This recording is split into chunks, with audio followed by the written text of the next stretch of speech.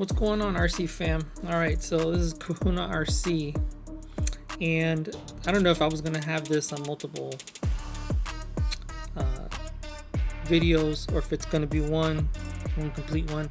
I haven't uploaded all the stages of this one yet, but as we have it, all the injora parts came in.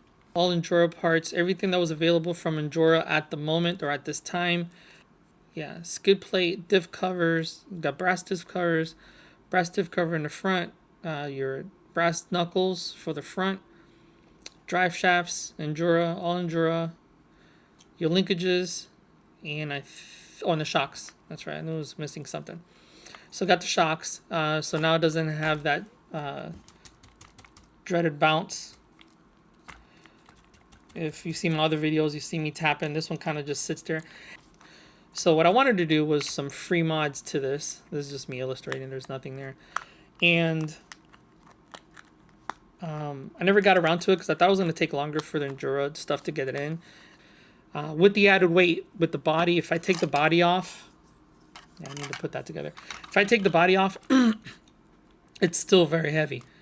This does add a good amount of weight as well. So with the original setup, adding this, even though it wasn't full, it actually was running pretty good with the stock suspension. Still was bouncy.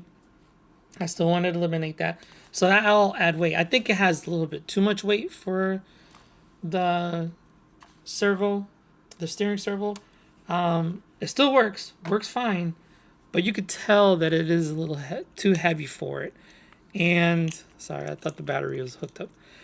So I tried cleaning the cables as much as possible by just twisting the wire up, as you can see. But with that said, I don't think that it needed all that. I believe that if you kept everything low, if you did do the drivetrain, definitely I would do the shafts. I would. I just like the shafts just because they hold up better. The links, not sure if you really need them. They're nice to have. Here, I want to take the top linkages. So I'm thinking about taking my original ones back on the top and using bottom ones for the top to take the diff and change the angle a little bit more up so it's not protruding. Because right now you have the clearance, but you don't because the shaft's there. So as you're going over obstacles, it kind of gets hung up there as the shaft is turning. In the rear, it does is drag, but the way it is, it kind of goes over it, but it does hang a little bit. I'm more concerned about the front than the rear. Actually, yeah, both. The rear seems to hang a little bit lower. I would definitely lengthen the upper links. This is my opinion. Custom make them, whatever. Maybe they're out there already. So as far as size wise, Jorah, if you're listening, make them longer. I don't know how many millimeters they have to be, but if you can see the difference, just try to get the shaft straight up in the angle. That's just my little, OCD, ADHD, whatever you want to call it. But I think it'll be a little bit more capable when it's not being caught up against the rocks and stuff. Excuse me. So with that said, with the weight, I think that with just wheels or just adding some weight in the wheels, grease in the shocks, rearrange your electronics to your needs of however you want to put a cab. For me, it was for the cab, and it worked out well. Also because I like to do that when it comes to LCG weight. The motor's in the front, everything's still the same. You can also go with the front drive shaft and keep the back one plastic, just to be more front biased weight. I mean, to each their own. Do what you want. I believe I could, to get the rear end to have some weight. It has the weight now. But if you don't want to go with diff cars, again, I'm talking about free upgrades. You can leave everything, just add the weights to the wheels. So if you get aluminum wheels and they're already heavier than original, and add a little bit of weight to them, or just leave the original. I like the originals. I'm trying to use everything as original as possible when it comes to the wheels and tires, because I do like the little setup. Are there better wheels out there? Probably, but for what I need it or want it, this is more of a indoor crawler for me. I've been 3D printing some scaled accessories, uh, you know, for it to go over obstacles and stuff, and um, you know, that kind of thing. If so, it'll be something like this. You know, again, they're out there as far as 3D printing. I did since I do have the Axial XCX30s coming as well. I wanted the scale to be different, you know. So I didn't want them as big as the 118 or 124. Regular rocks are fine. I have some of those as well for the house, but I definitely wanted an indoor crawler, and these tiles could get about this big on the table, which is fine. But if you're having a very narrow, it's not so much this for me. I have more room in another room, but if I'm just testing something, I can put 2 tiles together, 3 tiles, and I can go across my desk, and you know, and look how it reacts and that kind of thing. So, with that said, I believe the original.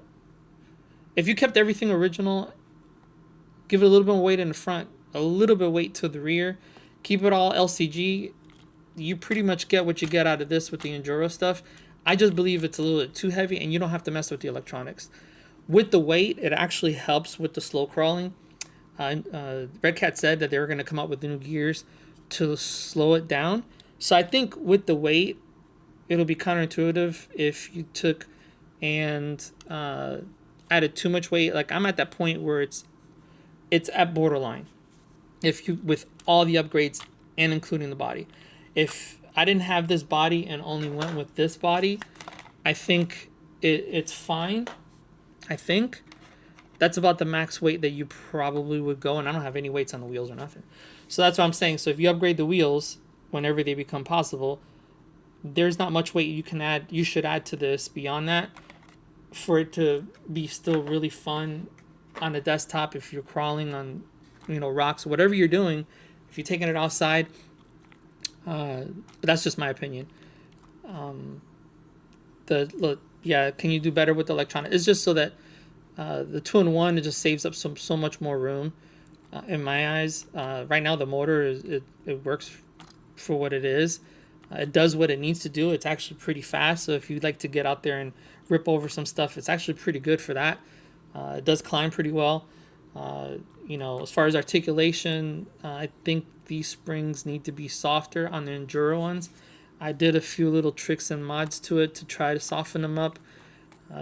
They still, you know, I do get the articulation, but with the original wheels, I can do this definitely.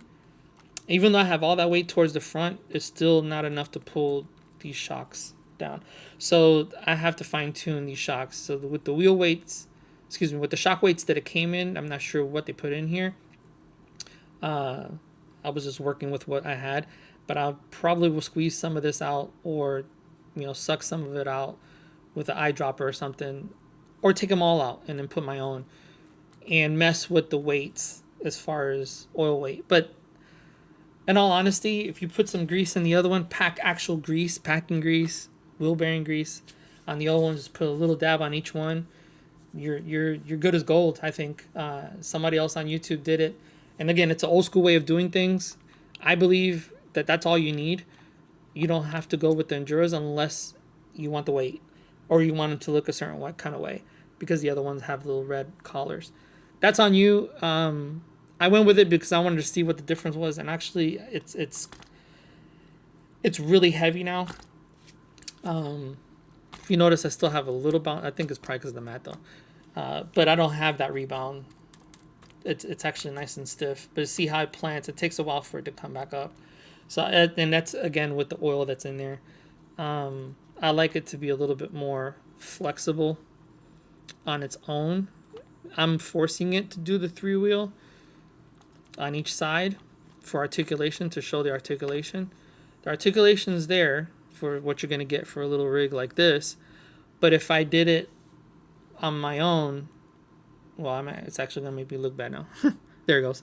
So even though I can do it this far up, when I do it like this, it already starts picking up the rear. So I'll find myself when I'm crawling a little bit, it's kind of hanging there, you know. So that's what I would say as far as the weight. So if you look at it that way, um, you know, to each your own. Like again, with the weight, it does slow crawl a little bit better until you get to uh, a hard stop somewhere that you're trying to give it a little bit more. And if you're not feathering it, it's gonna jerk across whatever your obstacle is. Uh, and again, here it's just using the weight. Like if you were to have no Lexan body or the Lexan body in itself. Um, right now, it's kind of seesawing on these rocks. And see what I'm saying? That if you're not feathering it, that's where you get that jerky. The motor is capable. You have power in the motor. It definitely will power through stuff. But that low crawl torque is what you're missing. See right here, I'm hanging. Again, because it's not articulating the way I want it to sag. But that's just fine tuning. It's just, I believe it has a little bit, the weight and the oil that the Injora Shocks has it's too much. And that's what I wanted to show was the actual servo. So the steering servo, you still have okay movement, but it's heavy. So when you put the weight of the vehicle, it's not as fast. I see it pulls the back end around a little bit. It's not as fast because there's a lot of weight on this one specifically. When I didn't have the weight, I could show on the pink one. It just it's very fast. But it's still doable. I just think there's too much weight in the front. So I almost and who I've put a weight on a lot of RCs and it's like it's fine. When you upgrade the servos, but I think this servo, because of it's hard to replace because of the wires. There is a hack out there where you can change a 5-wire to a 3-wire. It is on YouTube. It's an old hack. It's available. You can do it to this one, or just find one. Or in the future, any upgrades that they might come up with. It's okay for what it is. I think that you'll do fine if you don't put this much weight like I did. And it's just the normal stuff that they have out there for it. I think if I can do it a little bit lighter and still have it front bias like it is already, I don't know how long the servo will last with this weight, but I can test that out because my setup is, unless I change it, it's going to stay the same way. I'll just fine tune certain things so I get what I want out of it. But as far as weight, unless I remove anything, I'll probably remove the knuckles and go back to the original. Although I like that weight that's out there towards the wheels. But because I have so much weight elsewhere, it's like low center of gravity, skid plate's nice. The links are nice. Front sway bar, the front steering linkages, the front diff cover. If you do all those, or if only you did was the knuckles and the steering, and no diff covers, maybe the rear one, to add some to the rear. Actually, I wouldn't even do that. If you stay away if you really want to do it cheaply, just put the weight to the tires. Honestly, that's all you need. Put the weight to the tires. Leave everything as stock. Put the grease in the shocks and call it a day. Rearrange your electronics to be more lower, LCG, lower center of gravity. Even if you use the original, because I was going to do that anyways under this body. I just wanted it to look a little bit better or nicer. And this adds weight. So if you do a 3D printed one, you're going to have weight up higher. But because it's sitting a little bit lower, it manages it well. So now it's even heavier. So if you look, it still does the work. It still will. The steering servo does fine with it, but it's not the best when it comes to adding all this weight. So again, do with that with what you will, with the information. I'm just trying to hold this here because I don't have anything to hold it. But yeah, do that with what you will. We can test this on the table, so that way I have a little bit more to add to it. Just wanted to show that to everybody and where I'm at with this. Again, there's that, I'm not feathering it. I'm trying to do it one-handed. So you're going to get this jerkiness. I do find that when it's stuck on the rocks like that and all the weight is forward, like when it's leaning down, the steering servo does struggle, like when it's like this, and it's not resting so much on the rock. It's more of like facing, the weight's going forward. I find that the servo kind of gets, like right now, it doesn't do the full right. So it doesn't have the full power, and it's only because it's overweight. So that's where you're going to have the problem where it might burn out sooner than later. That's why I believe that if you do the rate correctly, just put them out towards the wheel and keep it LCG, lower center of gravity, your servo's fine. The servo works fine for me right now, but you do get pinched up when it's facing down. Otherwise, it still will work just fine. But again, see, like right there, it's kind of wedged against. I have to give it back a little bit, and then it was wedged against the rock a little bit. So again, that's that weight, right? The servo is good for what it is until you put too much weight on it, and that goes with anything. That's why, as a hobby community, everybody's complaining about the servo being a 5-wire servo, because even if it wasn't, you don't have to change the electronics. You can just change the servo, upgrade it to a better servo if it was a 3-wire. People are doing that now, but you have to change the electronics. You're not using the original electronics. So if you're having to put all that money into electronics, if you don't already have it, for somebody that's coming into the hobby, kids and whatnot, you're going to end up spending all this money, the Enduro parts, you spend all the extra parts. Even though the truck is cheap, or cheap for what it is, you can get a 1/18 scale and even a 1/16 scale. You can almost push, I can almost say you can almost get a 1/12 scale, WPL, something like that, that you still would spend that money that you spend on the hop-ups, and it's a capable crawler, and it's a bigger one.